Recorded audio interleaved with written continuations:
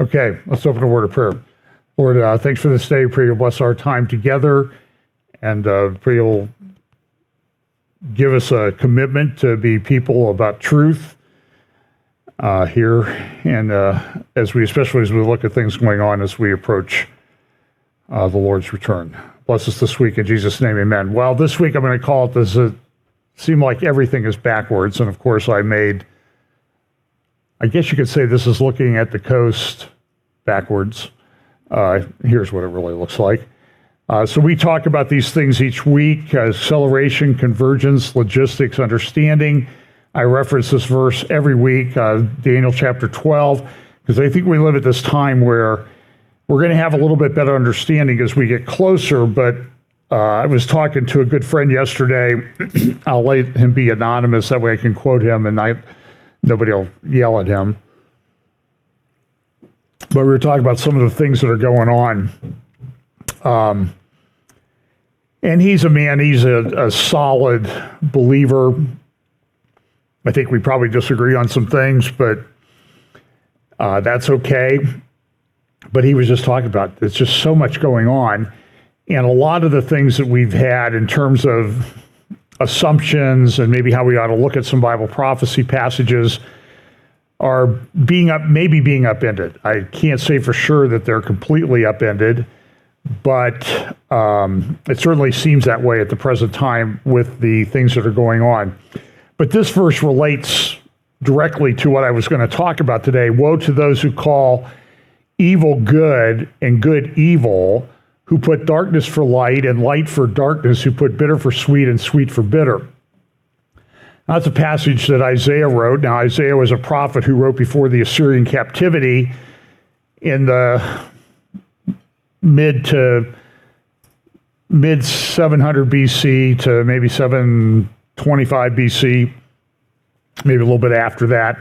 The Assyrians came in and conquered and took people into captivity in about 722 BC. And by the way, it's often assumed that they took everybody. But I think even some of I cannot remember the source off the top of my head, but as they did, the kings back in those days would do a census because they wanted to know who was there and how many people and that type of thing. And they really didn't take everybody into captivity. They took a significant number, but they didn't. I don't even think they took the majority. So there still were people from those original tribes, the 10 tribes that made up the northern kingdom of Israel, still in the land. And I'll have to get the source for that, but it was pretty good. And I just cannot remember it. And I know I'm going to get some hate mail on that. But a lot of people, when they saw what was going on in the northern kingdom, they moved to the south.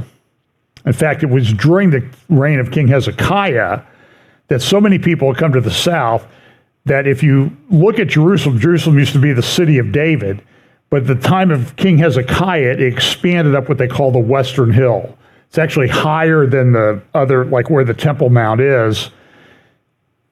And they actually called it the sheepfold because so many people had moved from the north down to the south. And it says that in some of the passages of Scripture. I think Nehemiah talks about it as well. So there were, the point is, though, that there were a lot of people from all the tribes there that lived there continuously in the land, even when the Romans came in, burned the temple and destroyed the temple in 70 AD. Remember, it was another 62, 63 years until the Romans destroyed the city of Jerusalem and sent a lot of people into captivity. But there was always a Jewish presence in the land, and I think that's significant given the things that are going on today. Now, we know that, so the pandas are now no longer in Washington, D.C. So if you got to see them, and I don't even know if they're at the San Diego, I know the San Diego Zoo had a set. I don't know if they're still there, but they went back. So this is the funny part of the update today. This is Ramirez editorial cartoon. It's too bad we can't keep the pandas and give TikTok back. It's pretty true. And this TikTok thing is a huge, huge, huge problem. So I'm going to start off with a cultural thing. I'm going to go into Gaza and the Middle East. Then I'll do a little bit on AI at the end if I have time, because I think there's been a couple of things there that are fairly significant. And that space continues to develop. And my friend and I were talking a lot about AI and how this is going to impact a lot of things as we go forward. And just remember the overarching thing of AI. When Microsoft invested billions of dollars in AI, they commissioned a study. And they spent a lot of money, probably millions of dollars for their study, because they're a smart business company. They want to make sure that their investment is going to pay off. And the people that analyzed it concluded, one of their main conclusions was that the best thing that AI was good at was deception. People that I know have used it say that it's almost very seductive in the way that you interact with it. I have not used, I've used it for a couple of background fill on images. I'm just not really comfortable using it. Because as I say, it's artificial intelligence, not real wisdom that you get from that thing. I think we need to be very careful with it. So here's the disappointing thing. This is, I said last week with regard to issue 1 and issue 2 that these were going to be, I think, bellwethers for the election, the presidential election in 2024. And it didn't go well. If you're conservative, pro-life, and believe that, legalized drugs are not good. So what we did on issue 2 in Ohio was we legalized cannabis possession and use. I don't know how that's going to go. Of course, the cannabis that's now used is much, much more powerful, even to the point of being hallucinogenic, compared to what it was originally, because they just keep breeding the plants so that they produce stronger and stronger marijuana with stronger and stronger properties. So that went through. There's also an issue 1, which was, for lack of a better term, a issue or a constitutional amendment on abortion rights. Now, it was very clever the way they did this. They framed it as a matter of personal privacy, personal freedom, and the title that they used, or the phrase that they used in the proposed amendment, was reproductive freedom or reproductive rights. Now, that's very broad. I'm sure that there's some court that's going to interpret that to mean, so reproductive rights means anything with regard to sexuality. Transgender transitions are part of sexual reproductive rights. Therefore, that's going to be done. And they essentially took away that even minors have the right to make a decision on this outside of the parents. This is going to be interpreted very broadly. The church where I teach here at Fellowship Bible Chapel is located in Delaware County. Delaware County has long been considered an important bellwether conservative county. In Delaware County, if I have my numbers correct, it passed with it approved issue 1, approved abortion rights by just under 60%, with just a little over, it was like 59.3%, I think, to 40.7%, which means even this conservative county went that direction.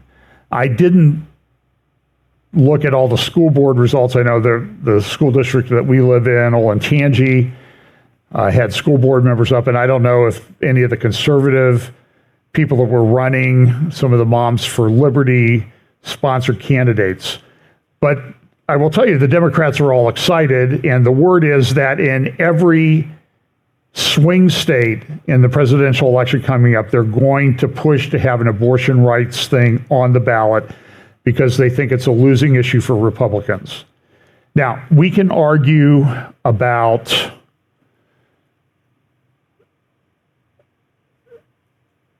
what this means, but I want to be real. I'm sort of a pragmatist. So I don't support abortion. I think it's a sin. I don't see how you can be a Christian and support it. It's very difficult for me to come up to any other conclusion based on what the Bible says, and the Bible says about how we're supposed to value human life. But I agree with the assessment that this is not going to be, you can see the Republican candidates that are vying for the presidential nomination who are struggling to come up with a coherent position on this because they know this. They know what the polling says. Everybody was excited when Roe versus Wade and Casey versus Planned Parenthood Supreme Court cases were overturned. But if you remember, I said at the time that now the hard work begins because it did not outlaw abortion. It just returned things to the states. I'm not aware of any state right now where it's really come up on a referendum type vote like we had here in Ohio last Tuesday that it's been approved. And you can see this is front pages. Even in Virginia, Youngkin tried to nuance his run.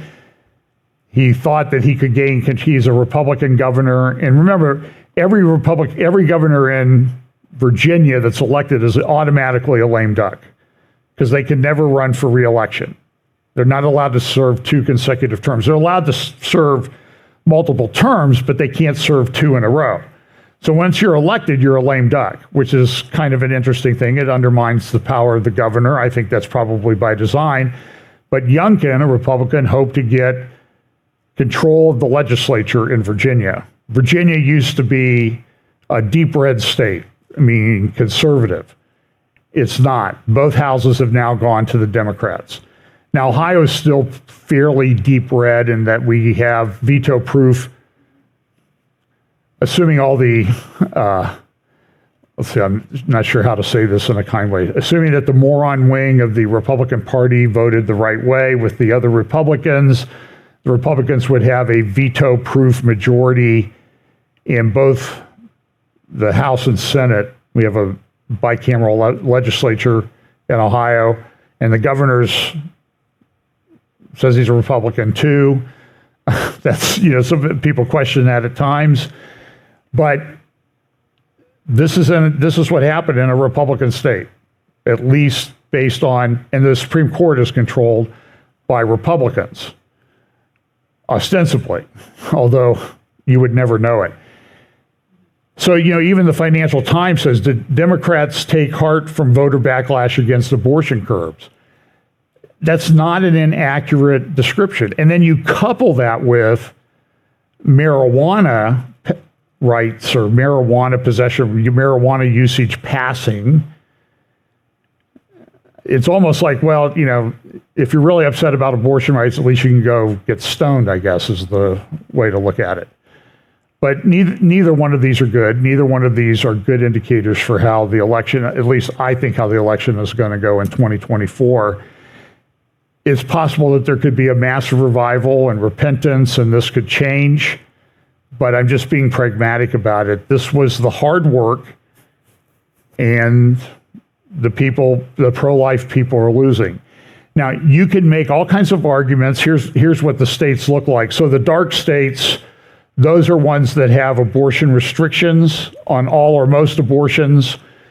The light gray ones are the ones where abortion is legal. The pink states are where they have abortion restrictions, but they've been blocked by the courts. And then the brown states are ones where they have abortions are banned after 12 to 15 weeks. So you can see now it's pretty much the South that in the middle of the country, Idaho, North Dakota, South Dakota, and Wisconsin, that are hanging in there. And I'm not sure how Wisconsin's going to go. It's a swing state. So they're going to try to get this on all the ballots in all of the swing states. It's not particularly encouraging when you look at the map. and I will be honest with you, and I don't want anybody to write hate mail or anything about this. Trump came out a month or two ago and was very weak on the abortion issue. He said, well, this is, we need to back off this heartbeat legislation, which means as soon as you can determine a fetal heartbeat, abortion is banned. And so that would put a ban on abortion at 4 to 6 weeks after conception. And Trump said, and when he did that, the Democrats got really upset with him. Like they're not really upset with him on everything else already, but now they're really upset with him because they said he's trying to steal the issue away from us. And I agree with that. He's a pragmatic politician, and he stuck his finger up there and says this is not going to be a winning issue in the election. So you just need to understand that that's the way it is. And there's plenty of Republicans that support abortion on demand and that type of thing. But it's going to be, like I said, the way this was drafted in Ohio, it's going to be difficult. Now, it was interesting. The Washington Post article, I was reading about it, and I ran across an article in the Washington Post about the war in Gaza. And I started reading. I try not to do this because, I do it enough that I can't say I try not to do it, because I do it. I read through the comments. If you want to get depressed about the state of humanity, read through an entire, like somebody makes a post on Twitter that you agree with, go read the comments. For example, I like Caroline Glick. I respect her a lot. I agree with a lot of what she has to say. And she posts, and she's conservative and a Zionist and Jewish. And I'm telling you, you have to go to the translation. Twitter does have a nice translation feature. She'll post something entirely reasonable. Then the comments, responses, and replies to her post are just absolutely vicious. I thought some of the stuff we get in our comments was bad. Hers are really, really bad. So in the comments on the Gaza war in the Washington Post, there was a very interesting comment, a number of them, all in a row. And they said, well, we need to get more information out there about the atrocities that Israel's committing in Gaza, and we need to show more bloody, beat-up children and dead children. And I thought, if that's the standard, then let's do that for abortion. I mean, there are bloody, beat-up, dismembered children after an abortion, but if you put those on your timeline in Facebook or Twitter, you're done. Your count is gone before the end of the day, I think, because they don't want that truth. They want propaganda that supports their particular narrative and nothing else. They don't really want the truth. Listen, I'm not denying that there are horrible scenes coming out of Gaza. It's atrocious. I'll talk about it later, but we see the protests all over the world, everywhere, against Israel for the atrocities of Israel. We demand a ceasefire. I have yet at one of those protests to see free the hostages sign. That is a war crime. That is clearly a war crime. And I'm seeing the pictures of these people who are held hostage. There was a 10-month-old boy. They said he's now spent over 10% of his life in captivity by Hamas. I saw this video. It was I was going to play it, but it was in Hebrew, but it'll just rip your hearts out. It was this beautiful little 7 or 8 year old girl, and I've got great nieces that are that age, and they're really, really cute at that age. And she was talking about the memories she has, and then they showed pictures of her with her grandmother and her grandfather. And you could see how much they loved each other. You could see how proud the grandparents were of this great granddaughter. And then she said, they killed my grandparents. And 1,200 stories or more like that because of the dead from this inhumane, evil, demonic attack by Hamas under the guise of a religion that happened on October 7th. So it's okay to put up mutilated children if it supports your political view, but if you put it up with the truth of what really happens in abortion, you're going to get, you'll be banned on all the social media platforms, I'm pretty sure. And it's a problem. And it's going to be, if you put up, I do see people post every now and then, and we'll have to do something on Rumble about this in the future, about what happens when somebody takes a puberty blocker. What happens to their body? Go look them up. I don't know if, I think there's a guy named Brandon Showalter on Twitter, and he posts occasionally about what they do in the surgery for sex change. To change somebody, pretend to change somebody from a woman to a male, or vice versa. And I sort of got sickened when I was reading about the PVC pipe that's used in those operations, and that they will bleed and have problems for the rest of their lives. We can see what happened. We've heard about this written document down with regard to the shooting in Nashville. Part of it's been released. It's clear that that shooter wanted to kill Christian white people. That's why it's been suppressed. If that had been a right-wing person wanting to kill minorities, that thing would have been all over the newspapers. It would have been published by the New York Times. But nobody seems to be interested in that. Now, there are some rules. Glenn Beck talked about this the other day, and I will be honest with you, I've been looking to see and verify the accuracy of what Glenn had to say. I'll just pass along what Glenn said, that there are some FCC rules that are Federal Communications Commission rules that are coming out, supposed to be voted on this week, that might control a lot of the information on the internet, even if you're not on the major social media platforms. Now, I'm not sure that that's true. I'm trying to verify by looking at the proposed regulations.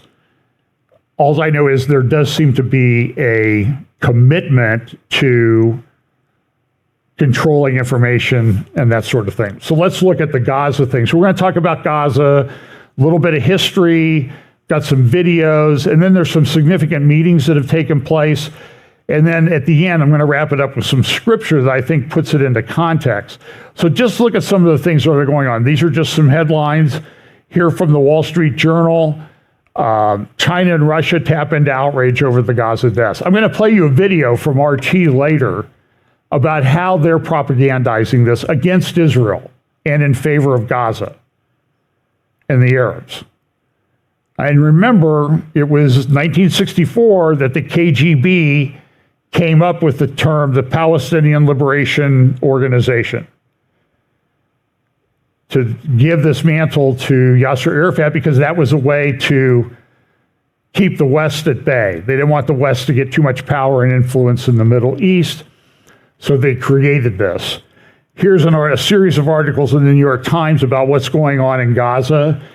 And again, I don't see, I subscribe to the New York Times, I subscribe to the Washington Post. I say that because I want to know what the enemy's doing and saying, and what they pretend to be thinking. I don't know that they think that much. It's a lot of feelings-based, but they do present some facts, and they actually do a good job sometimes. But look, this is behind Hamas's bloody gambit to create a permanent state of war. This was a front page article in the New York Times. You can see it up here in the right-hand corner, Hamas's goal for October 7th.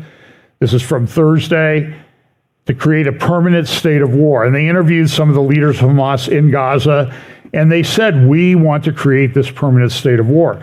Now, you see all these images about the destruction that took place, is taking place on a daily basis. Israel's dropped tens of thousands of tons of bombs and explosives, and they've really destroyed a lot of Gaza. Marchers all over the world are calling for a ceasefire. Here's an article here. And this is an article in the Los Angeles Times. This was on November 5th, last Sunday, page B3. Marchers call for ceasefire. But I want you to see how this was worded in the Los Angeles Times when they were describing what had happened. So they were giving the numbers, and it's difficult to get exact numbers in the midst of a war, exactly how many have been killed and that sort of thing. You know, Hamas comes out and they give their numbers, and that's what the Los Angeles Times says. Since then, more than 1,400 people have died on the Israeli side. Notice the choosing of the language. 1,400 have died on the Israeli side. More than 9,000 Palestinians. They do mention 220 hostages. It's actually, I think, 240. There have been 5, 6, 7 released or rescued. More than 9,000 Palestinians have died. No, have been killed in the war, mostly women and children, according to the Hamas-run Gaza Health Ministry. So at least they're citing their source. But do you see the way the choice of language was? This is a major newspaper in the United States. Israelis died in a terrorist attack, but Palestinians have been killed by Israel. And you see, and this is written by the person who did this. I think she used to work at the University of Pennsylvania. So you can imagine by the way, don't send your kids to these schools, folks. You don't know what's going to happen to them. I get contacted every now and then by people like, where should my son go to graduate school or law school or something like that? And if you're pretty solid, you can get through it. But I went to secular university for a master's, and I went to secular state-run university, IU, for law school. I had some conservative professors, but I had liberal left-wing professors. I had a professor in my master's program who was clearly a Marxist. Now, you can imagine the trouble he had, right, in his career as he moved through academia. No, he ended up being the chair of the sociology and criminology department for years at the University of Colorado. Hardly a backwater university because he had the ideology that everybody wanted. I had gone to graduate school, planned to go to graduate school, because I thought maybe I would go into academia, research and writing and teaching, but it became pretty clear that I'd already decided to go to law school, but it was too late to apply, so I went ahead and got my master's. But it was pretty clear during that program that I probably was not cut out for anything other than a conservative Christian college. But I can tell you, I see what professors tweet at Christian colleges, what they believe, what they are into, and that, they use the, they, them pronoun or something like this at conservative Christian college. I don't know how they keep a job. They shouldn't be there, but that's another thing. So Israel has agreed. There's been some discussion about ceasefires, and Israel said, well, we might agree to daily 4-hour daily pauses. And part of this is they want to get the hostages. So the one deal that's been talked about is that they would release all women and children held in Israeli jails for all the women and children held by Hamas and the Palestinian Islamic Jihad and some of the other factions in the Gaza Strip, because I don't think they're all held by Hamas. Because here in this article it indicates the Palestinian Islamic Jihad might release a couple, but they are not.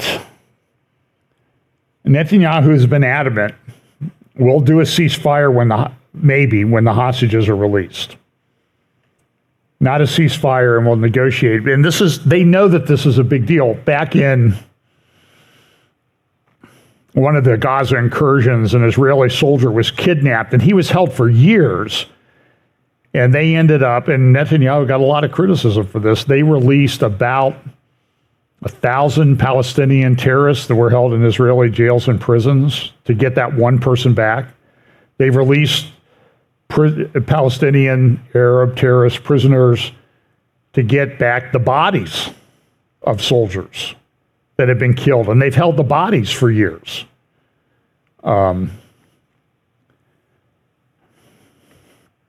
It's crazy.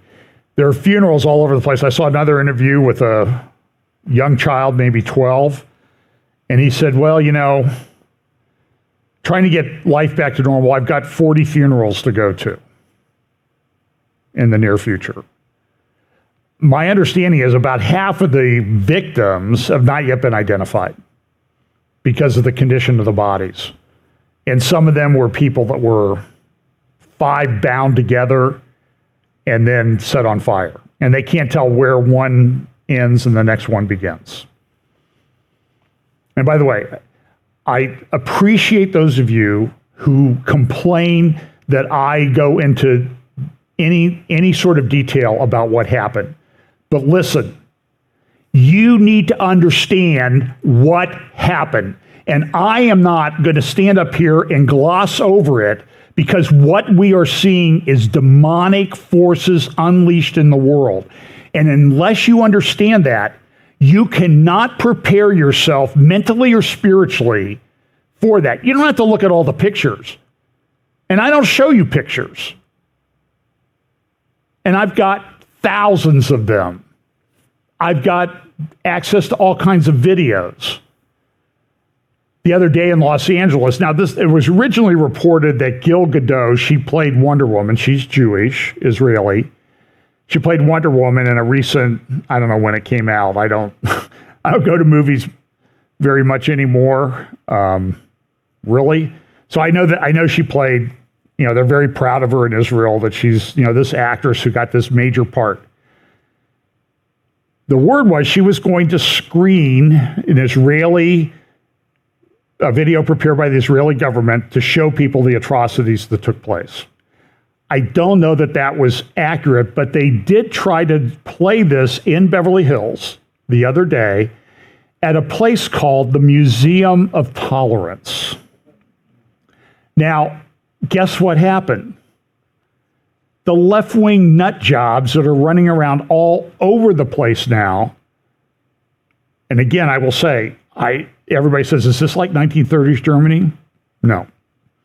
It's not like the lead up in 1930s Germany. It's worse because it's all over the world and it's everywhere. Even here in Columbus, this is happening.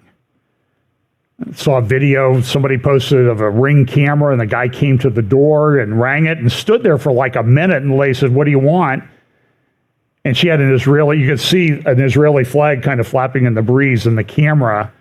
And then he just went into this profanity-laced thing about you blankety-blank Zionist pigs. We don't want you around here. I think he's been arrested by, I don't know. And I'm not against free speech, by the way. I'm not sure that we shut these people down, but some of this is not free speech. This is incitement to riots and violence and that type of thing. So Israel's doing pretty well. I think, again, I don't remember. I read about probably 1,000 articles in the course of a week. And I apologize for not posting links to everything. I could just do that if I did that. And maybe I should just stop talking and just get a Telegram channel or something. But some of this is the Financial Times. So anything I post there could be behind a paywall. Anything I post from the New York Times would be behind a paywall. But here's a Financial Times article talking about Israel's going through the wreckage of northern Gaza, and they've flattened a lot of it. Now, there's a big dispute going on right now about a big hospital, the largest hospital in Gaza. Israel contends this is, underneath this is where Hamas has their headquarters. And then, of course, they bring up Democracy Now! And these other left-wing idiot organizations. I'm sorry. I need to apologize to the idiots. But look at Democracy Now! They have a doctor on. Oh, I worked there 16 years. I never saw a terrorist. Oh, really? Like they're going to come up and introduce themselves to you. But then you can see videos that somebody took in there, and you can see the guys with the AK-47s in the background waving them around. You can see also videos that they put up where you can see the tunnel entrance there by the parking garage or parking facility for the hospital, or an entrance to the hospital. One of the things that's been a big question is, what is Israel going to do when they're done? How do they define when they're done? Then what do they do? It's been incredibly controversial. Some of the things have been said. I've got a clip I'll show you in just a minute. And you're going to see a lot of stories like this. So this is the Center for Strategic and International Studies, and it says Israel could lose. Now, I doubt that, but I want you to know, in think tanks around the world, this is the type of thing that's being talked about. So the fact that I put this up doesn't mean that I endorse this article. I want you to understand that. I do think Israel will win, but I think it's going to take a while. But I will say they're doing better. And one of the problems they have, this was a good article in the New York Times, the tunnels of Gaza. They went through and they analyzed what these tunnels are really like. And they just took one example. So they did one. Here's a picture. And this is trying to remember if this is might be a mosque or an office building. And so this New York Times talked about it. So here's an example of a tunnel. This tunnel, in this case, goes down 65 feet to where it joins up with other tunnels. There are some of these shafts that go down 250, 300 feet, the tunnels. They call it the Gaza Metro. And so they'll have an entrance hidden up there. They've uncovered these entrances. Now, my understanding is right now they're not going down into the tunnels because they can project military power on the ground above and close off the tunnel entrances. They can destroy the places where they store oxygen and that type of thing to keep an airflow in the tunnels so they can breathe down there. But if they go down in those tunnels, it's one-on-one warfare. That's not a good situation to be in. I know there have been a number of Israeli soldiers killed, but my guess is that when they report 10,000 civilians killed, this is just nonsense. It's not 10,000 civilians. We know that 1,500 were killed in Israel in the couple days after October 7th. 1,500 terrorists that were doing this. So you have to factor that number in. So there's certainly over 400 IDF have been killed, but about 300 of them were killed initially. So this shows a little bit about how these things are organized. They're about 6'5", 6 feet 5 inches tall, reinforced concrete. They have lighting. They move their weapons through there. They have command posts throughout there.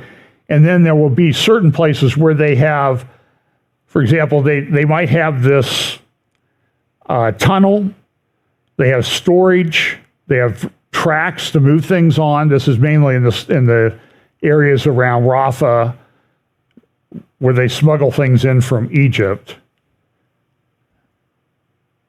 which it doesn't appear that Egypt stops it. Every now and then they clean it up, just like Israel would go in and clean it up, what they called mowing the lawn in Gaza. They dig these by hand. And they've been doing it for years, and they're committed. And some of these guys never come up out of the ground. And these spam calls, even on Sunday morning. But what they'll do is they'll put these tunnel entrances, and then they'll put like a little trap door in the tunnel down to another thing, and it'll be very well disguised. So when they go in there to get somebody, That's why they're reluctant to do it. The person will go through one of these tunnel entrances and then they'll be difficult to find. So remember, this is a massive underground network. This is the blue areas where they've done most of the destruction. And then here's a what they call the Gaza Metro tunnels. They have more tunnels in length of miles than the New York City subway system does. That'll give you some idea as to how many of these things they have.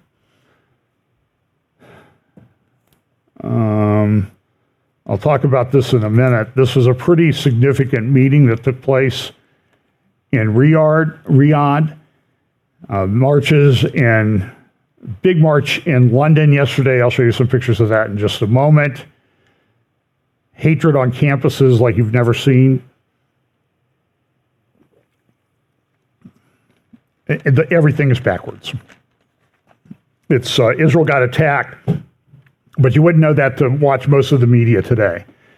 Here's a little interview, part of an interview that Prime Minister Netanyahu did the other day on ABC News with David Muir, talking about a couple of issues that are coming up and that what he's dealing with. But I don't think there's going to be a general ceasefire. It's not that I don't think. I think it will hamper the war effort. It'll hamper our effort to get our hostages out, because the only thing that works on these criminals in Hamas is the military pressure that we're exerting. If Hamas agrees to release the hostages, then there would be a pause. Well, there'd be a ceasefire for that purpose. And we're waiting for that to happen. It hasn't happened so far. Do you know where the hostages are? Do you know where the Americans are? We have some intelligence. I'm not sure it's wise to share it here with Hamas. I know Israel prides itself on its intelligence capabilities. We now know the Hamas attack had been planned for months. We saw the training videos. Of course, we saw the thousands of Hamas terrorists swarming into Israel. How did your government miss this? It's a very good question, because the first task of government is to protect the people. And clearly, we didn't live up to that. We had a big, big setback. As Prime Minister, do you personally bear any responsibility here? I've said that there are going to be very tough questions that are going to be asked, and I'm going to be among the first to answer them. We're not going to evade that. The responsibility of a government is to protect the people, and clearly that responsibility wasn't met. But you know what I'm asking here, because so many Israeli officials, including the defense minister, the military intelligence chief, the military chief of staff, they've all taken some responsibility for Israel being caught off guard. They didn't say we have to wait for an investigation here. Do you believe that you should take any responsibility? Of course. That's not a question. It's going to be resolved after the war. I think there'll be time to allocate that. And look, most of the people, for example, recent polling in Israel indicates that about 70% of the people are in favor of everything. Over half, I think it's 60, 70%, think that Israel's not using enough weapons and bombs and that type of thing. So whatever division there was in Israeli society seems to have disappeared in large part, although there are the left-wing crazies, those with the Israeli version of Netanyahu derangement syndrome, that are out there protesting. Look, I don't think Netanyahu will ultimately survive this. But listen, I would not be the first person to suggest a political obituary for Benjamin Netanyahu, and he seems to always come back. That's been written many, many times. But I don't. This is a hard one to overcome because it happened on his watch. So this is Financial Times talking about the intelligence failure on October 7th. Now, listen, I get every sort of theory sent to me. And so I'm not telling anybody not to send it to me. Okay, but you need to understand, when you send it to me, depending on whether I'm in, my wife sort of does this every now and then to me. She goes, "Don't cross-examine me." Okay, so I was a lawyer, and one of the benefits of being a lawyer is you get to cross-examine people. And I heard a former U.S. district attorney from Chicago get probably the best legal seminar I ever attended, and he just said, "You just control the witness. It's like you take a stick he says something and you break off a little of the twig. And then you take that twig and you shove it through his ear and you grab on the other side and then you steer him with that for the next hour.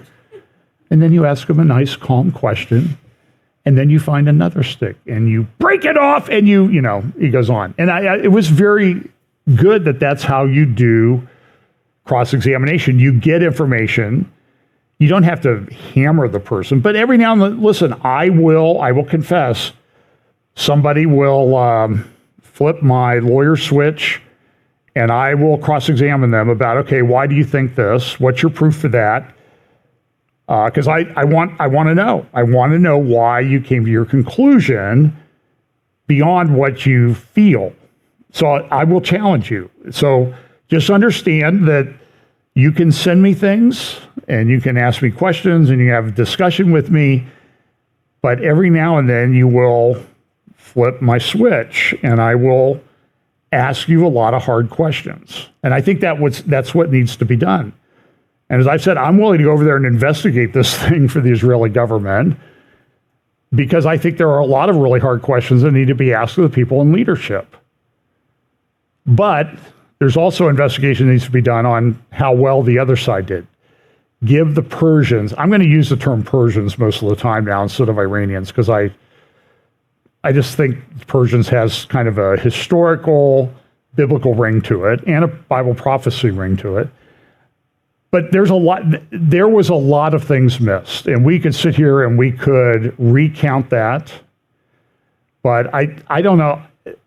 And if I covered this last week, I apologize.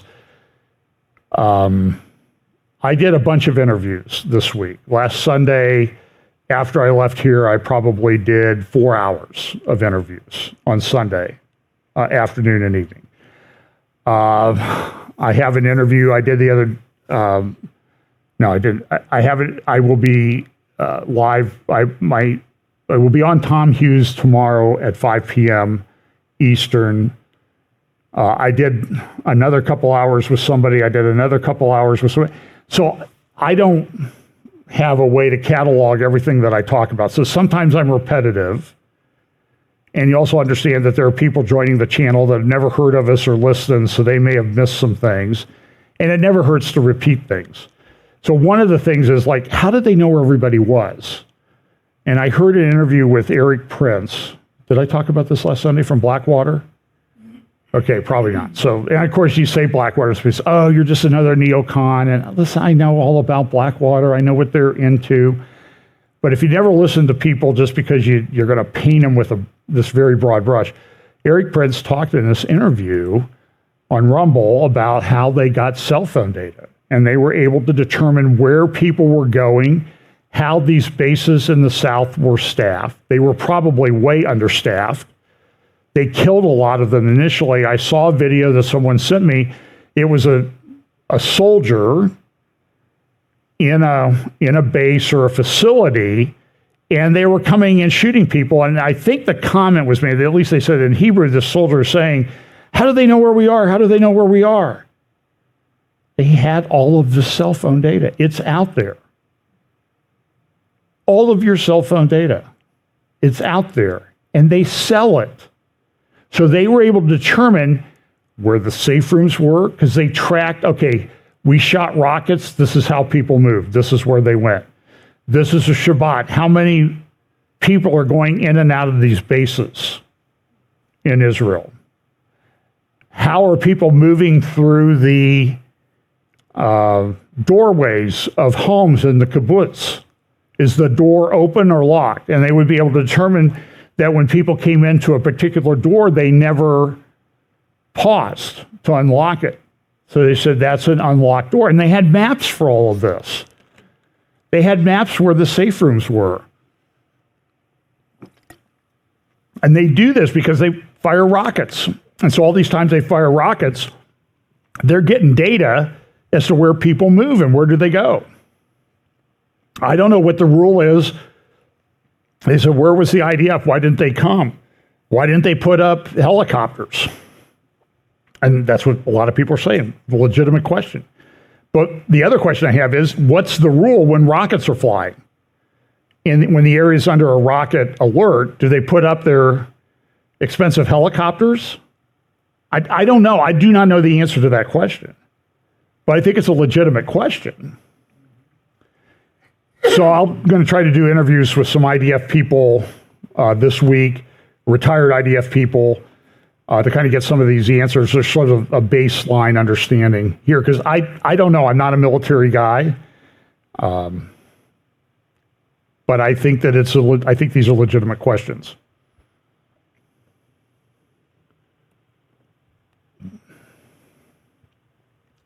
So here's a question. Sometimes people ask, sometimes your questions are a little bit silly. As bombs fall on Gaza, will Iran opt to sever its Hamas tentacle? This is from the Times of London, a comment piece. I'm like, I don't think they will. They'll just get somebody else. I mean, that's what they've done all along. Iran rarely sends its troops anywhere. They fight through proxies. Ever since the Iran-Iraq war stopped back in 1989, I don't think you see Iran sending lots of troops someplace. They have some proxies, they have some militias, but a lot of times they just provide the leadership. It's not too unlike the way that Russia uses the Wagner Group, or has been using the Wagner Group. And by the way, Russia's using the Wagner Group. Even still, there were reports this week that Wagner was helping set up bases, and they actually entered into some kind of peace agreement with leadership in Libya, which is kind of an interesting part of Bible prophecy. Also, within North Africa, within these Islamic areas, do you know that there was a horrific terrorist attack, I believe, on Christians in one of these countries, and 800 or 900 people were killed. At least this is what I'm hearing. Do you hear about this on the media? No. But, if a bomb falls in the wrong place in Gaza, it's all over the place.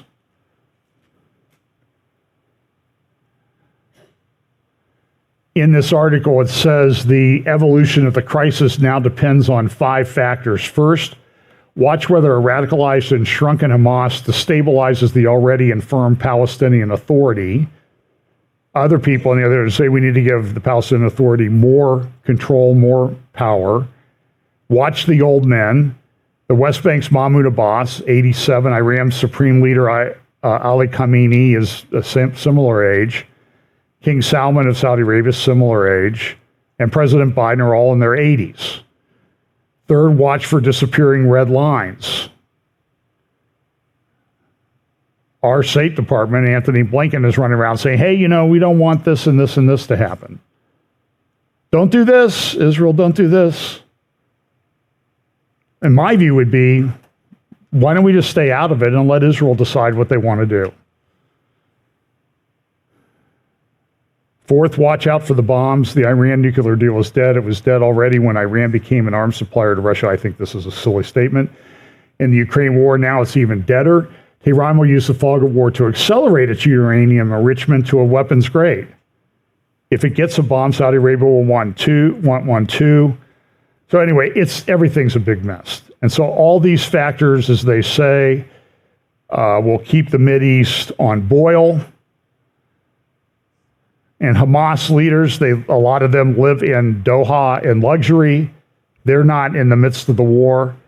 Some people are asking the question, why don't we go take them out? Now, Qatar, however you want to say it, is providing some cover for these guys and acting like, well, we're really the ones who want to negotiate the release of the hostages. But they're Muslim Brotherhood supporters, so they're not really to be trusted. West Bank is another tinderbox. They're talking about potential problems with Jordan, people coming across the Jordan River to do attacks. The West Bank is in very much disruption. And the narrative is, well, this is all the result of Israeli settlers in the area. This is not true. I mean, I can tell you story after story. We've seen this happen. People are driving down the road and they're shot dead in their car. Their cars are stone. And it's not rocks, it's stones like they used to stone people and kill them with. And if the settlers respond, oh, look at this, how's the settlers? They're just over-responding.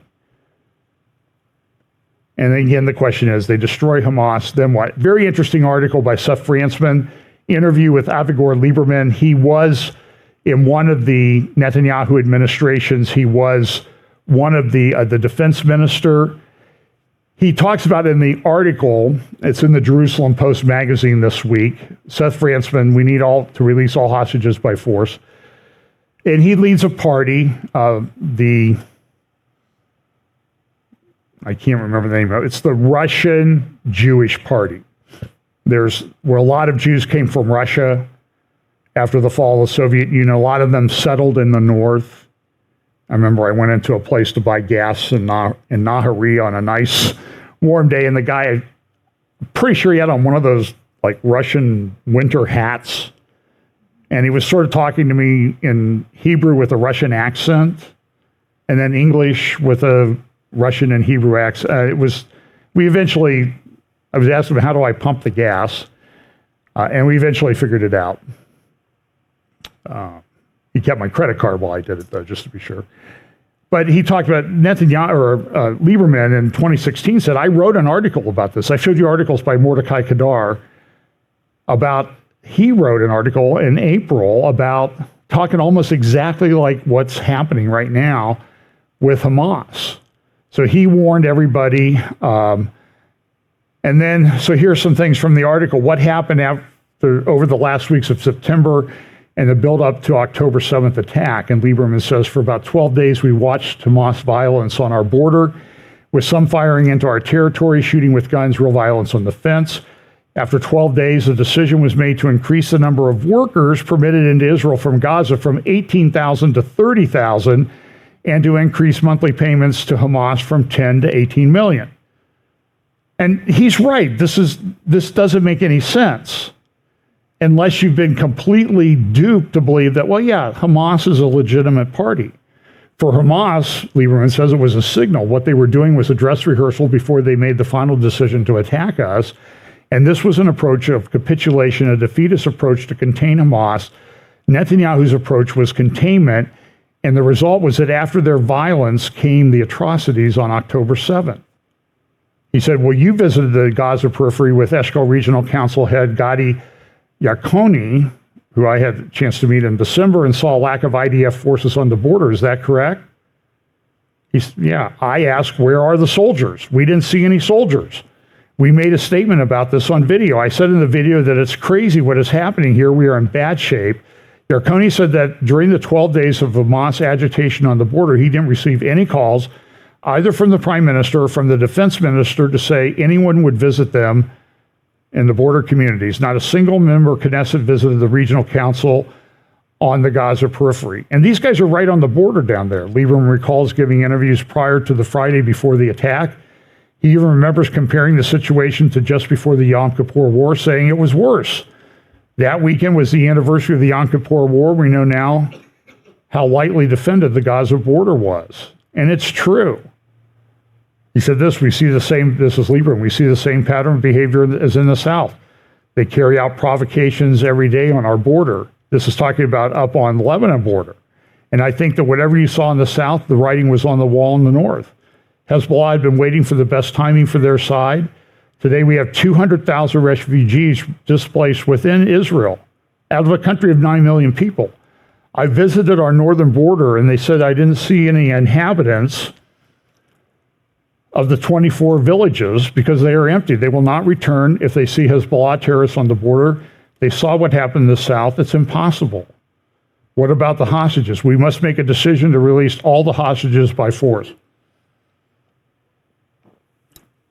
I don't believe in deals with Hamas. They will cheat and claim some of the hostages are in the hands of Palestinian Islamic Jihad and some of the hands of other groups I'm not sure they're able to deliver. It's our obligation to release all hostages. That could be bad news if countries like Russia refuse to condemn terror. They are afraid. The recent event in Dagestan, I don't know if you saw about this. Dagestan is an Islamic part of Russia. Russia has a very large Islamic population.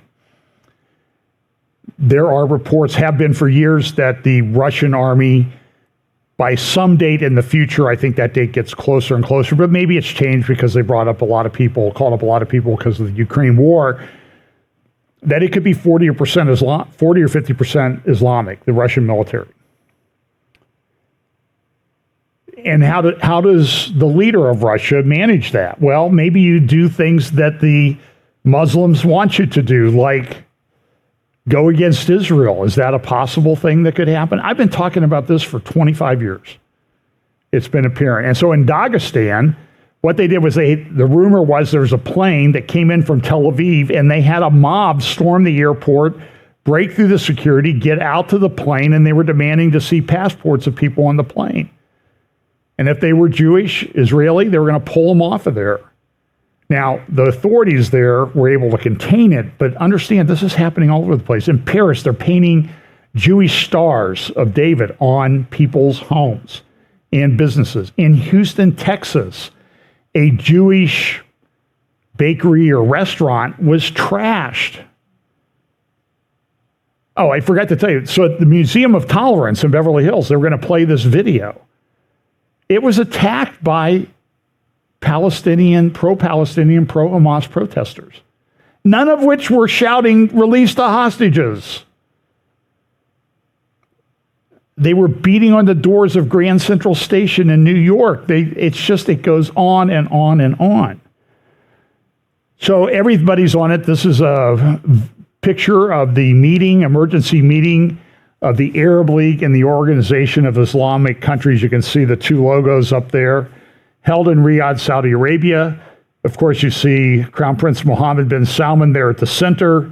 To his right, your left, is King Abdullah of Jordan, al-Sisi of Egypt, Bashar Assad of Syria, who, by the way, never gets asked, hey, why did you kill 8,000, 10,000 or more Palestinians during the Syrian civil war? Does anybody ask him that? That's like the death total in Gaza right now that they're complaining about Israel. But it happens in the Arab countries all the time, and nobody ever asks the question. To Mohammed bin Salman's left, your right, is Mahmoud Abbas, Abu Mazen, whose PhD was denying the Holocaust at Moscow University. Next to him is Recep Erdogan, the president of Turkey. To his, keep going to your right, Raisi of Iran. Some of these meetings that took place are unusual. Sisi had never been in the presence of an Iranian leader. That happened in Riyadh yesterday. So here's a little bit of a close-up picture. All the Islamic countries showed up. As I said, some of the most important people. They had speeches, meetings. This is the Islamic countries, I believe. You see over here the head of Dubai. When I talked about last week, he had bad divorce from his sixth wife. As I said, the principle you learn there is the sixth wife is always the one that will get you. Here is Crown Prince Mohammed bin Salman chairing the meeting. Here's Salman and Raisi. This is the Iranian leader came to Saudi Arabia. In the Tehran Times, they said there's 10 urgent solutions: putting an end to the massacre, reopening the Rafah border crossing, exit of the Israeli military, cutting political and economic ties with Israel, recognizing Israeli military as a terrorist organization. This is the Iranian newspaper, of course. Establishing an international court, forming a fund to rebuild Gaza, sending humanitarian aid to Gaza, naming Al-Ahi Hospital bombing as a day of genocide, arming Gazans if Israel's relentless crimes persist. And this is from Khamenei's webpage.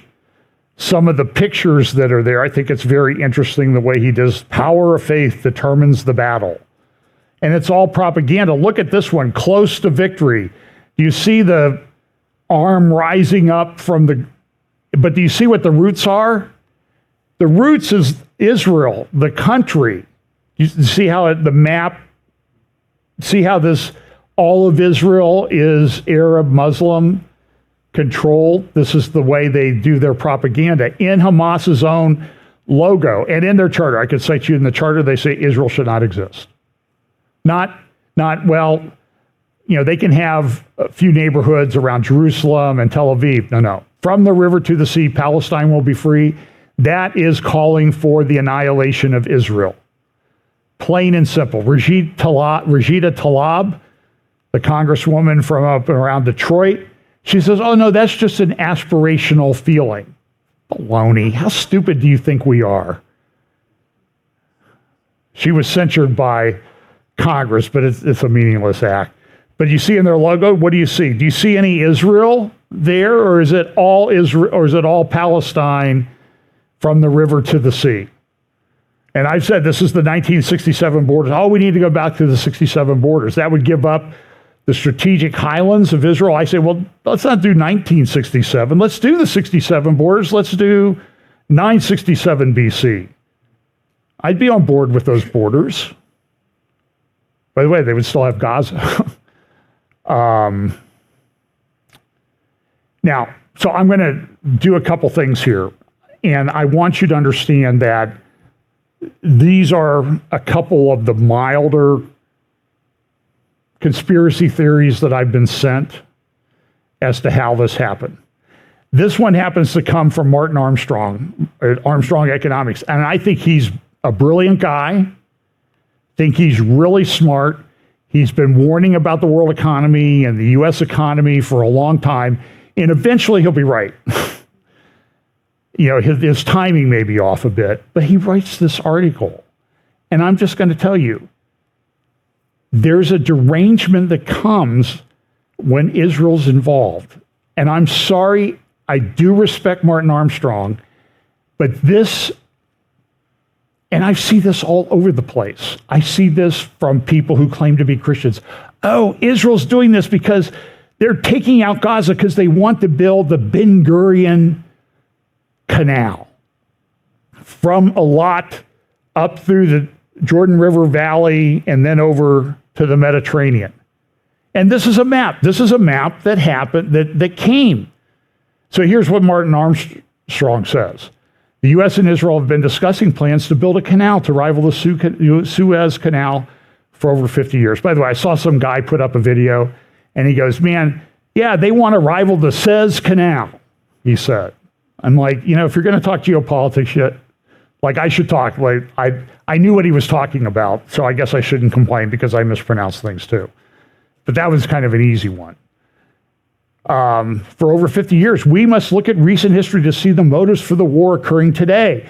Around 20% of all world trade moves through the Suez Canal, which is controlled by Egypt. That's wrong. It's 12 or 13% of world trade goes through the Suez Canal. And when the canal is blocked, it's a big problem. Remember for a week or so that Ever Given, or whatever the name of that ship was stuck there and blocking everything. And there's usually a backup because it's just slow going through the canal. It opened in 1869. It's not deep enough for a lot of modern ships. So they have to carry a lighter load. And it's not wide enough. There are places where they have to pass each other and it's wider. But his premise is wrong. It's not 20% of world trade. He goes on, then he goes, the West does not want to rely on Egypt, a close ally of Russia, for world trade.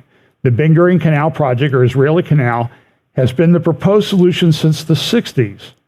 Where would this canal be located? Part of it would flow precisely through the Gaza Strip. Now listen, Martin, look at the map in your own article. You see the little dot, that's Gaza. The canal's never been proposed to go through Gaza because the Israeli ports are at Ashdod, Ascalon, to the north of there. His facts are all wrong. I'm just shocked. But listen, when it's Israel, you're allowed to say anything and get away with it unless you're challenged. And I'd love to cross-examine him. Like I said, I respect his economic opinions a lot. And then he goes, declassified documents revealed that the U.S. Department of Energy was planning to take extreme measures to make this canal possible. On July 1st, 1963, a plan was outlined to create the Israeli Canal by detonating 520 underground nuclear explosions throughout the Negev desert to create a sea level canal. And here's the report. Use of nuclear explosives for excavation of sea level canal across the Negev desert. Written in 1963. Now let me just suggest to you that whatever people proposed using nuclear weapons for in 1963 is not what anybody would get away with 60 years later. Can you imagine Israel detonating 520 or 1,500 nuclear bombs in the Negev? Their own people would kill them for doing that. There's things like, oh, it would be underground. So, but there again, there's the path, and it doesn't go through Gaza, Martin. And all you other people are putting this out there. Now they say, but look at what Netanyahu did. He went to the UN, and look, he doesn't even have a two-state solution. I just showed you Iranian, Palestinian, and other, they don't have a two-state solution either. So let's all just agree that it's going to be a one-state solution at some point. I know how this, by the way, I read the end of this book. I know how it works out. Book's been around for a while. So he says that was Israel in 1948. And then he takes the new Middle East and he draws this red line, because he was talking about the economic corridor, right? Remember we played the videos of that everybody put up? And nobody said, oh, he's putting a canal through Gaza. They're putting a canal through Gaza. Nobody said that. But now it's okay because you got to denigrate Israel in any way possible. And I think the whole thing is disgusting. And if you don't know any better, the best advice I can give you is shut your mouth. So here it is. Look at this is at the UN, September 22nd. And there he is. Look, he drew that red line. But even that red line, if you look at it closely, it doesn't go through Gaza. He didn't say it was going through Gaza. That was the economic corridor. This is such a ridiculous thing. So here's a map. There you got the Red Sea, you got the Straits of Tiran, those islands there. Those are supposed to be given back to Saudi Arabia. This is also the area of Neom. You see there my little Neom graphic? I think that's pretty good, right?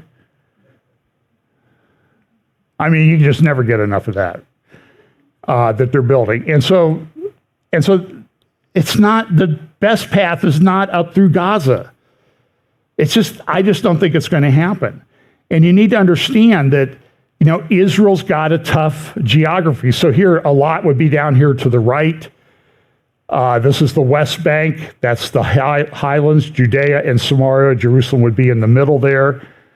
And this little indentation right here, this is Gaza. This is the Golan Heights. And you can get the idea of the geography. Okay, so they're going to build a canal through those mountains to go through Gaza. That just doesn't make any sense. By the way, do you know what the canal would cost? $100 billion or more. What kind of revenue would they get from that? Well, the shipping traffic through the Suez Canal, which is 13% of world traffic, how much revenue did Egypt get last year from the Suez Canal? Well, if they're going to spend $100 billion on a canal, it must be $100 billion. $9.4 billion last year. So now if you cut that in half, you've got what, 4.7 billion, and you're going to invest $100 billion, plus do a war, the cost of which is already estimated to exceed well over $50 billion to $100 billion, the cost of this war. And then you have all the rebuilding costs on top of it. So I'm just saying I think this theory of a canal is a bit of nonsense. So there you see a lot. There's a valley there, but they're going to have to put a big curve in the canal, and they get a big ship. You don't want a big curve. And they've talked for years about this red dead canal. Somebody proposed building a canal down to the Dead Sea to replenish the Dead Sea, and as the water goes downhill, you could use it through desalination plants. and that sort of thing. And you can kind of see the graphic there of the elevation change at the bottom. But you got to go through those mountains. Then you got to go down to the Dead Sea, which is a quarter mile below sea level. And then you got to come back up. So the logistics of all this stuff just don't really make a lot of sense. So here is the canal, the Ben Gurion Canal. And here's another graphic that kind of shows you the geographical, logistical problems that exist. They're not going over those hills.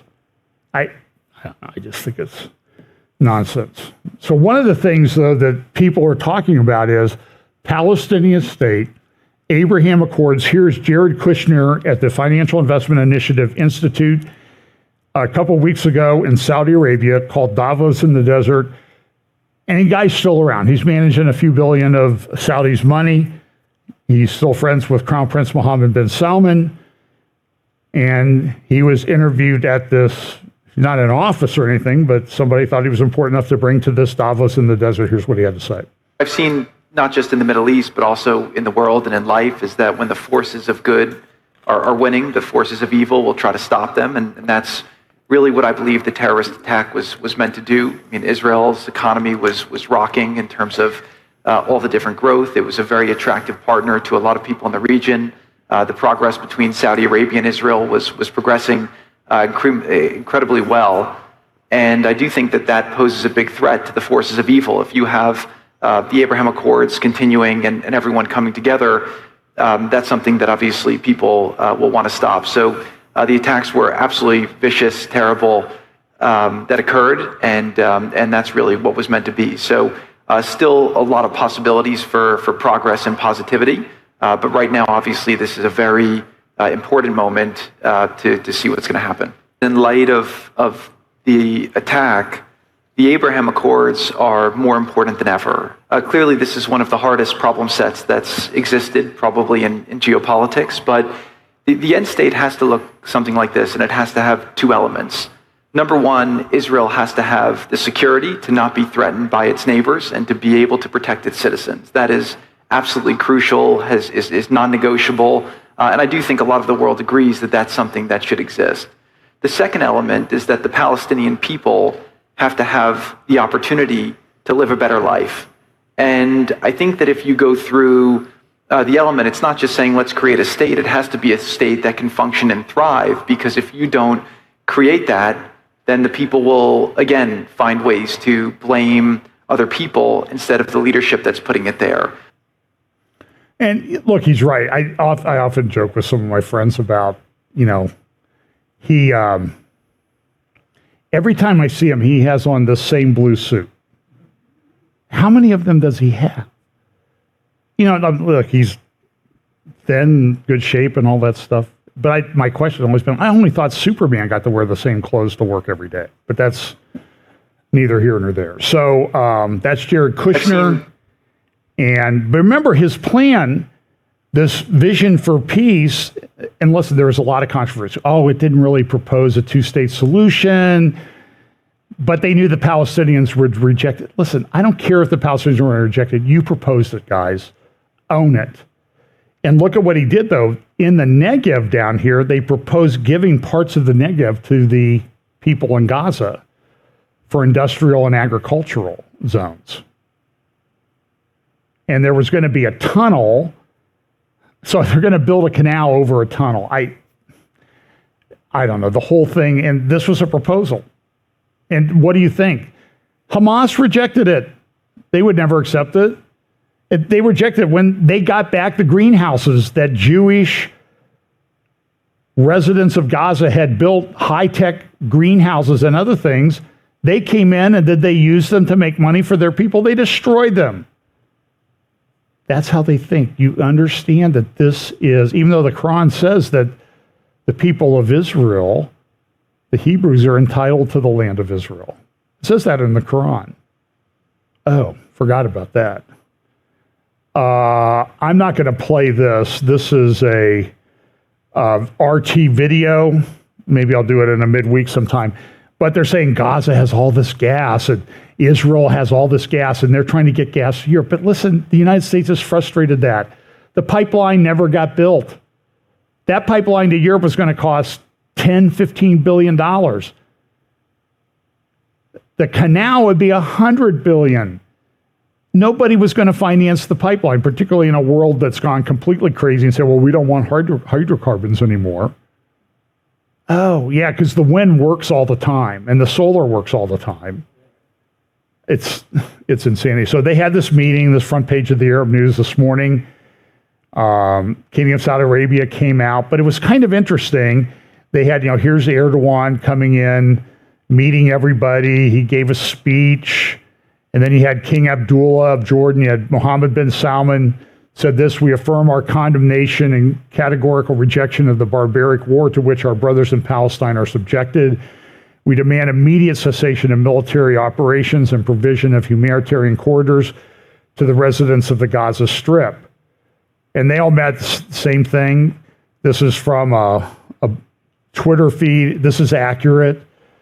This is what they wanted. This is what they proposed, that we come out of this meeting agreeing to this and look at the ending plans to restore relations with Israel, get rid of the Abraham Accords, closure of American bases in Arab countries, Qatar, shut it down, oil shutdown, suspension of civilian flights with Israel, and air closure for all types of flights to Israel, making all demands subject to an immediate ceasefire. 4 countries rejected the proposed statement: Saudi Arabia, Bahrain, Morocco, and the United Arab Emirates, the last 3 of which have already inked the Abraham Accords. Some people think Saudi Arabia signed it in secret. I don't know if that's true. Here's another blog post. They talk about what they want to do: threat of oil embargo, closing airspace. And it says here, the proposal was not accepted due to opposition of the UAE, Saudi Arabia, Morocco, Bahrain, Sudan, Egypt, and Jordan. All of them, except Saudi Arabia, have a formal normalization or peace agreement with Israel. So I don't think the Saudi deal is dead. That's my way of saying this. I think it's still in the works. When the war's over, it's going to work out, particularly if King Salman has gone on to his whatever he's going to get when he dies. College campuses, lots of things happening there. This is an article from a newspaper in Cyprus, the Financial Mirror. Eastern Med Energy hangs in the balance of the Israel-Hamas war. And this is a big deal. But nothing's going to happen. There's no pipeline. There's no gas. Israel's not really supplying gas to replace the Russian gas, which is what the RT report said. It's just not happening. Get your facts straight before you put up a clear propaganda piece to denigrate Israel. Make your case with facts, not feelings and not stupid arguments. It kind of annoys me. This is a Twitter post somebody put up. Notice the picture of the temple there next to the Dome of the Rock. Kind of interesting.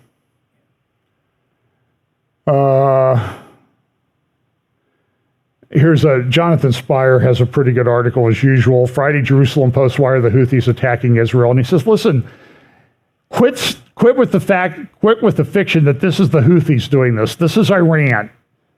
It's clear that it's Iran. Nasrallah gave another speech. Like I give an update every week. He gives at least 1 or 2 big, long, hour, 30 minutes, 2 hours long. No PowerPoint. No video clips, just him talking. And so here's some of the points that he made in his speech. We're using attack drones and Birkin missiles. There is unfortunately talk about an Arab response to the Yemeni missiles and marches. So he acknowledged it comes from Yemen and that Saudi Arabia shot one of them down, and he doesn't like that. And he has again said, listen, there's no victory that Israel's shown in anything in the territory. This is, if Iran does not, and he also said Iran does not make any decisions on behalf of anyone. And then there is this graphic that shows the missiles and rockets and mortars that Hezbollah has. This is put up by Alma Research. israel-alma.org. This is a speech from Gallant. And what Gallant said in this was, it was sort of a reference to Hezbollah in Lebanon. He says, listen, Hezbollah will do to you what we've done to Gaza. We'll flatten it. We'll flatten Beirut. Now, he's getting a lot of pushback on that, but this is consistent with what the IDF and Israeli Air Force people have been saying for some time. Here's a picture. This is from Sky News, or The Guardian. This is the Palestinian march in London yesterday, some aerial shots. This is on the great Day of Remembrance, on Armistice Day. He said, please don't do it. Let's have one day so we can honor our veterans from the World War I and II. And they said, nope, not going to do that. Here's another little video from Sky News. I don't know, hundreds of thousands of protesters in London. I mean, I've been on those streets. That's a lot of people. And they had fights and everything all over the place. Melanie Phillips in the Financial Times, or Times of London, West is vulnerable to radical Islam. Boy, is that ever true. And by the way, what's the response of our government? I'll be done in just a couple minutes. What do they say? So Hamas, Islamic terrorists, attack Israel in just a horrific attack. So on November 1st, Karine Jean-Pierre in the White House press office released this about statement from White House Press Secretary Karine Jean-Pierre on President Biden establishes the first ever national strategy to counter Islamophobia. Just like when that transitioning person, I don't even remember if the person started out as male or female, but that did the Nashville shooting. What was her response? She came out and said, we need to be very sensitive to the trans community today because of what's happened. Because one of yours slaughtered 6 people in a Christian school in Nashville. This is my point, is when I titled my thing today, was, does it seem like everything is backwards? It does. Okay.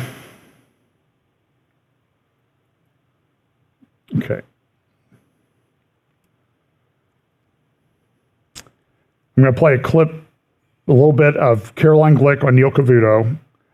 I will talk briefly about AI. So I'm probably going to go 10 minutes. So just so you know, and don't hold me to that. I'm not a prophet. So here's Neil Cavuto interviewing Caroline Glick. I think this was yesterday.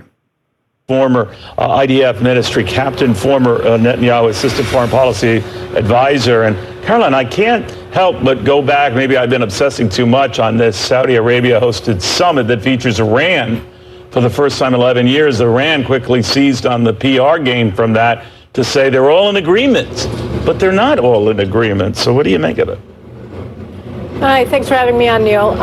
Look, there isn't any agreement in the Arab League among Arab leaders, and certainly not among the Saudis and the Iranians. But Iran, of course, wants to present a united front against Israel. And to a certain degree, this meeting of Arab leaders is a show of force that Iran wants, even though you do hear disparate voices like that of Crown Prince Mohammed bin Salman, who says that the hostages need to be returned. When he says that, the expectation is that the raids and the attack lines and the strikes stop. Is he getting ahead of himself? Look, I think that the call for a ceasefire is very much getting ahead of yourselves. You know, we have military objectives. We have to obliterate Hamas after what they did to us just 5 weeks ago. I mean, there's no way that we can coexist with Hamas after what happened. That's very, very clear. It can't continue to exist as an entity if we want to live in security and really want to continue to survive here in Israel, because we see what happens. They continue to rebuild, reconstitute their power after every round of previous warfare, thanks to the international community that sends them billions and billions of dollars, first and foremost Qatar and Iran. But we can't allow this to continue. Hamas has to go. And so no matter what happens at the end of the day, Israel isn't going to be able to give up on that goal, because it's become a war for our survival. That's what we saw very clearly on October 7th, and there's no way that we can stop with anything short of achieving that goal. You know, Caroline, I know you get this question a lot and are asked your thoughts on it, but when I keep following these protests going around the globe, pretty much to a protest, I don't want to say they're all this way, you hear that chant from the river to the sea. This is the wording used to describe the rant of these pro-Palestinian marches regarding Israel. From the river to the sea is not exactly code for wiping out Israel, but that's exactly what it's doing. Now, some might be ignorant of that, but as even Benjamin Netanyahu has said, probably not too many. So they know full well what they're saying. What do you think of that? They absolutely know what they're saying. I think you're absolutely right. They know exactly what they're saying. They're calling for the annihilation of the Jewish state, of the largest Jewish community on planet Earth. And they're also attacking Jews all over the world with that slogan. And we see it on university campuses from coast to coast of the United States. We see it in London. We see it in Paris. We see it in Brussels. So that this is a code not only for the annihilation of the Jews of Israel, but for the annihilation of the Jews everywhere, which is, of course, what's in Hamas's covenant itself, that they call for the annihilation of Jewry. So does Hezbollah, so does Iran. So yes, that's what they're saying. Amazing. Caroline, be safe yourself. Caroline Glick, a former key advisor to Benjamin. Okay, so just a couple things on AI, and I'll be doing more on this in the future. This is an article in Mind Matters this week. At COSM 23, futurist Ray Kurzweil preaches the gospel of artificial intelligence. Now, this is a secular article writing about a secular guy, but understand that there are religious, end-time religion overtones to all of this. It says here, according to Kurzweil, what we've seen so far from AI ain't nothing. During his lecture at COSM on Thursday, November 2nd, Kurzweil repeated and forecast he has made elsewhere that by 2029, AI will pass the Turing test, and by 2045, it will reach a singularity. I think he's actually said 2030. If you're not familiar with AI, both concepts probably require a little explaining. So you can get that at mindmatters.ai and just look for the Ray Kurzweil article. But this article is somewhat critical. This calls it the cult of AI. There's actually a website called cultoftheai.com. Prophesies that our salvation will be digital and frames the great religious narrative of humanity this way. In the beginning, God created the heaven and the earth created life, and life created machine, and machine became God. These self-described AI cultists openly admit they will see AI as a replacement for the traditional God. Also, as a preview for things that are coming up, I want you to be aware of this, that there is this. I'm going to turn the sound down on this. AI for Good Global Summit. There's a couple things coming up in the next year. They've got the COP28 in Dubai this month.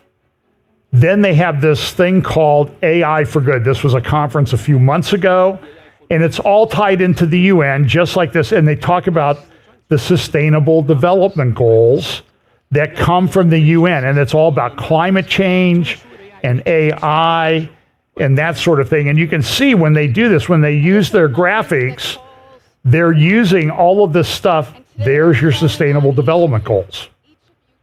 And it's all tied into AI, artificial intelligence technology, control of information, control of currency, climate, all of these things. It's all rolled into one. And so they have this UN summit to discuss AI for Good. I talked a little bit about this. And there's a whole YouTube channel called AI for Good if you want to look at it. It's kind of interesting. And we have this climate. Here's one of the big climate proponents in the world, King Charles III of... By the way, do you know what that is? She's putting the finishing touches on a cake made to look like the king. It's edible. Here's a little bit more detail from the Times of London article about it. Somebody said, well, I have an ear. Oh, wait, no, I can't eat that much. Now that's creepy, right? Yeah. You know, you would say, you're just making this stuff up. No, this was this is from The Guardian, and this is from the Times of London. So here what I'll do, I'll black that screen out. Listen, just let me, so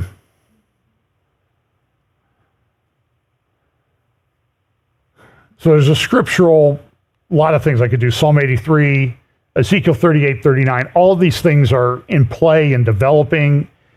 Psalm 83 talks about a conspiracy. And I think that's the biggest takeaway from Psalm 83, that these countries get together with Israel. And I'll do a whole thing on this at some point. I do plan on doing that. But Joel chapter 3, I want you to listen to a little bit. I'm going to read about 10 verses.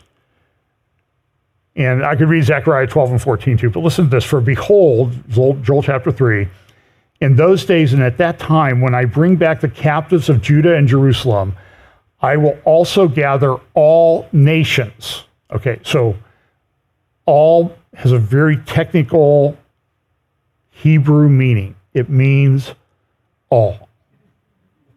No, really, it does. I will gather all nations and bring them down to the valley of Jehoshaphat, and I will enter into judgment with them there on account of my people, my heritage Israel, whom they have scattered among the nations. They have also divided up my land. What are all these people talking about? Jared Kushner,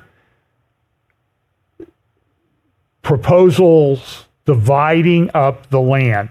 They have cast lots for my people, have given a boy as payment for a harlot, and have sold a girl for wine that they may drink. Indeed, and again, these are prophecies that have partial fulfillments, but there's this ultimate fulfillment that's coming in the future. Indeed, what have you to do with me, O Tyre and Sidon? Where's that? Southern Lebanon. Where's Hezbollah located? Southern Lebanon. And all the coast of Philistia. Where's Philistia? Gaza. Will you retaliate against me? But if you retaliate against me, that's against God, by the way. Swiftly and speedily I will return your retaliation upon your own head. Because you have taken my silver and my gold and have carried into your temples my prized possessions, and the people of Judah and the people of Jerusalem you have sold to the Greeks that you may remove them far from their borders. Behold, I will raise them out of the place to which you have sold them and will return your retaliation upon your own head. I will sell your sons and your daughters into the hand of the people of Judah, and they will sell them to the Sabaeans, to a people far off, for the Lord has spoken. Proclaim this among the nations, prepare for war, wake up the mighty men, let all of the men of war draw near, let them come up, beat your plowshares into swords and your pruning hooks into spears. That's kind of the reverse of what's on the outside of the UN. Plowshares into, swords into plowshares and pruning hooks.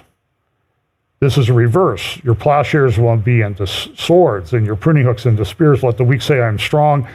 Assemble and come, all you nations, and gather all around, because you're mighty ones to go down there, O Lord. Let all the nations be weakened and come up to the valley of Jehoshaphat, for there I will sit to judge all the surrounding nations. This is a really rich prophetic passage. So listen, understand that the things talked about in the prophets are all over the news today. And they're going to be on the news for the rest of our lives, I think. I don't think this gets walked back at this time. So look, put on the whole armor of God, stand firm in the faith, and act like men, because there's some difficult times coming. So let's pray. Lord, thank you so much for your word. We pray that you will give us a special measure of your Holy Spirit to be able to stand firm in an evil day, and also to have the power and ability and wisdom and sensitivity to share the great gospel of Jesus Christ with those around us in the short time that it appears that we have. Bless us this week. In Jesus' name, amen.